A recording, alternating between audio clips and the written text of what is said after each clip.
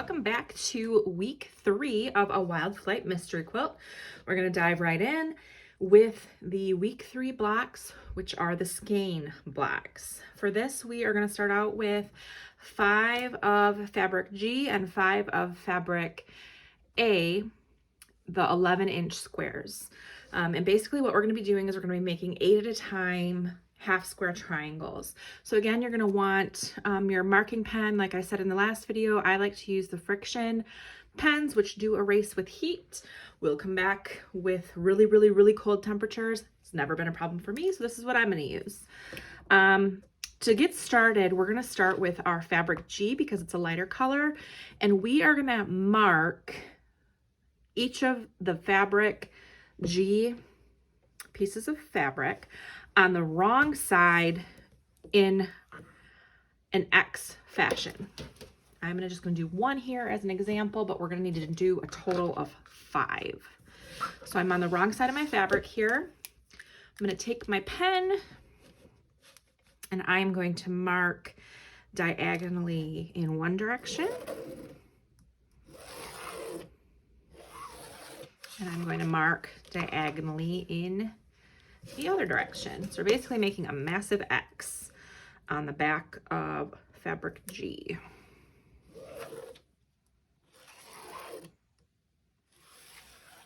Okay, so now what we're going to do is we're going to take one of our fabric A pieces, which I have over here. We're going to pair them together, right sides together, I should say. And now what you're going to do is you're going to go over to your sewing machine and you are going to sew 1/4 of an inch on each side of this diagonal line and on each side of this diagonal line. So you're going to make 4 sewing marks, 1/4 inch on each side of the lines that you just drew. I'm going to go do that over at my machine and we'll be back here and I'll show you what that looks like. As you can see here, I have my marks that I made, and it's hard to see on this side, so I'll flip it over for you guys. This might be a little easier to see on screen. I've got, basically I sewed 1/4 of an inch on each side of my line all the way through. And now what we are going to do is we're going to make 4 cuts, which we're basically going to cut through the center at a vertical. We're going to cut through the center at a horizontal, and then we're going to cut on both of the X lines that we drew previously. So I will show all of you that here. So we're going to go right to the middle of our block. We're going to cut, and then we're going to flip this so that it is horizontal right through the middle. We're going to cut, and then I'm going to go right on the line that I drew at an X. And our final cut is going to be this direction on the line that we drew. And what that just did is it gave us 8 half square triangles. So we're going to go ahead and press these to the dark side, and then we will go ahead and square them up. And then you need to repeat the same process 4 more times with your other 11-inch squares that we pulled from our bags previously. In front of me, I have all of the half square triangles that I created from the 5 11-inch pairs of squares that we use the 8 at a time method to create half square triangles, which is what these are. But now I have to press them. So what I'm going to do is I'm going to start with the darker color on top. I'm going to pick it up and I'm going to press it back on itself so that the bulk of the seam is behind the dark color and you can't see it through the white. I'm going to do that for all of these after this, but I'm going to show you how I square these up. So I have this Olfa brand rotating mat, which makes this really handy. You don't need to have it, it just makes it a little bit easier.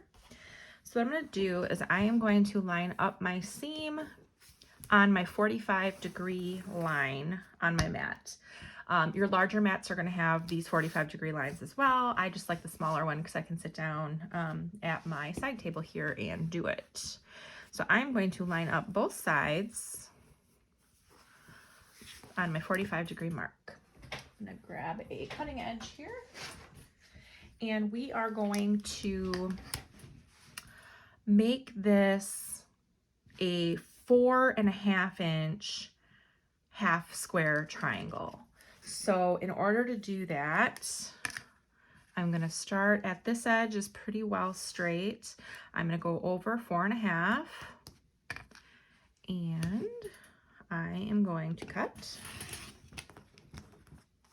Then I'm going to rotate my mat, and I'm going to do the same thing. I'm going to count 4.5,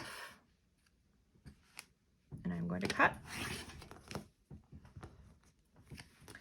And again, you're going to do this on all 4 sides. Mine looked like it was pretty straight on one edge, so all this is going to do is cut off this little dog ear.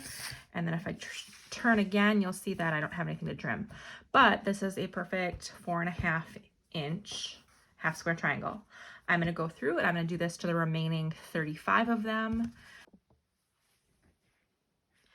In front of me, I have our 4.5 inch squared up half square triangles, and I have our 5 inch squares that were subcut into triangles for, this is from Fabric G, and this is going to be used to make block 1. You are following along on the directions. I'm on page 6. I'm down here at the bottom where you can see that we are on block 1 and we have to make 2. This is the diagram that shows us how we're going to be putting these together and what each row needs to look like, so that when we sew the rows together, they'll become just like the diagram.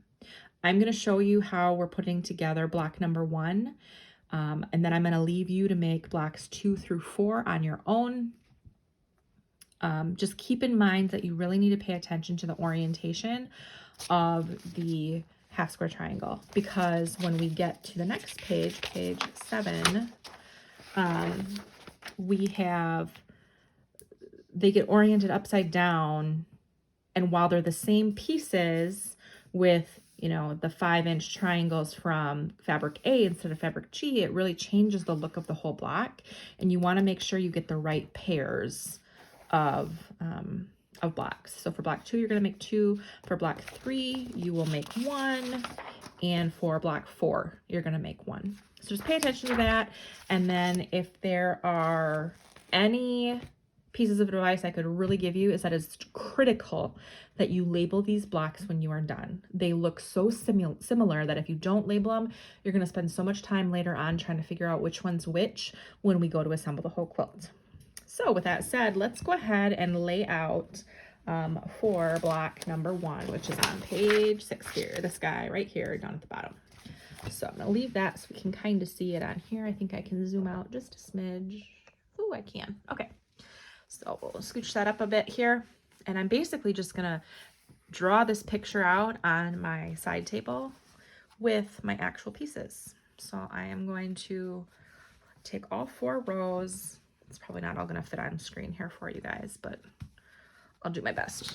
Actually, I'll move this over here so I can scooch this guy up.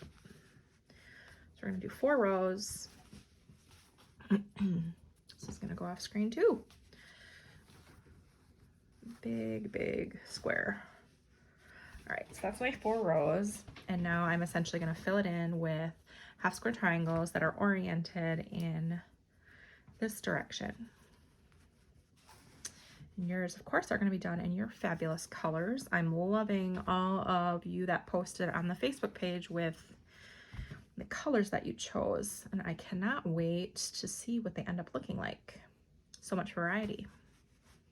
All right, so this is what it looks like. I'm gonna scoot this forward a little. Can you see? This is row 4, row 3, row 2, and way up at the top here I have row 1. I'm gonna go ahead and sew these all together. Essentially, I'm gonna sew each row together. So I'm gonna sew these 2 pieces together. And then I'm gonna sew these two pieces together and these two pieces together, and then I'll come back and I'll just keep adding these pieces to the rows, and then I'm going to sew the rows together. You can see that I have sewn these two pieces together, I've sewn these two together, and I've sewn these two together. So now I'm going to go ahead and I'm going to sew this piece on there, and I'm going to sew this piece to here, and I will be right back. So now I have this last piece here that I need to sew onto this guy right here, and then I can begin sewing the rows together. Here we are with all of the rows sewn individually, and now I'm going to go ahead and I'm going to sew the rows together. Now I have these two are put together and these two are put together. So now I'm going to go ahead and sew row 2 to row 3, and that will conclude this block. So let's get them sewn together. Okay, and here we have it. This is block 1, the first one complete. So we need to go ahead and do those same steps all over again to make another of block 2, and then follow the directions on pages 7 and 8 to make 2 more of block 2, 1 of block 3, and 1 of block 4, and be sure to label. And that will conclude this week's instructions and tutorial. Be sure to post your progress on our Facebook page, and I will see you all back here next week. Have a good week.